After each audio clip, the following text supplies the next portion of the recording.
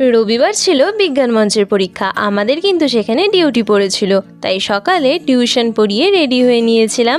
11টার মধ্যে স্কুলে পৌঁছাতে লাগতো, আর আমার যেহেতু একটু দেরি হয়ে গিয়েছিল তাই বাবা আমাকে কিছুটা পৌঁছে দিচ্ছে।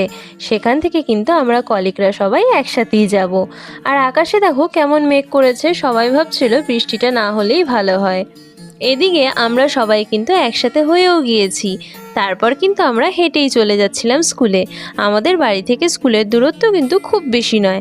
স্কুলে পৌঁছে দেখি বেশিরভাগ স্টুডেন্টরাই কিন্তু চলে এসেছে, আর আমরাও রেডি প্রশ্ন আর ওএমআর নিয়ে রুমে যাওয়ার জন্য। তারপর প্রশ্ন পেয়ে কিন্তু চলে গিয়েছিলাম গার্লসে। তারপর কিন্তু এক্সামও শুরু হয়ে গিয়েছিল। আর হ্যাঁ, তোমাদের তো বলাই হয়নি, এই স্কুলেই কিন্তু আমি ক্লাস 5 থেকে 12 অবধি পড়েছি।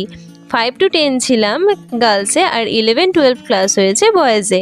তাই এই স্কুলের প্রতি আলাদাই একটা টান আছে আমার। এখন স্কুলে আসা হয় কেবল ইনভিজিলেটর হিসাবে। স্কুলের কিন্তু অনেক পরিবর্তনও হয়ে গেছে। এক্সাম শেষে আমাদের লাঞ্চের ব্যবস্থা থাকলেও আমরা কিন্তু সেখানে বসে আর খাইনি, সবাই বাড়ি নিয়ে এসেছিলাম। তারপর আবার সবাই একসাথে হেঁটে হেঁটে বাড়ি ফিরলাম।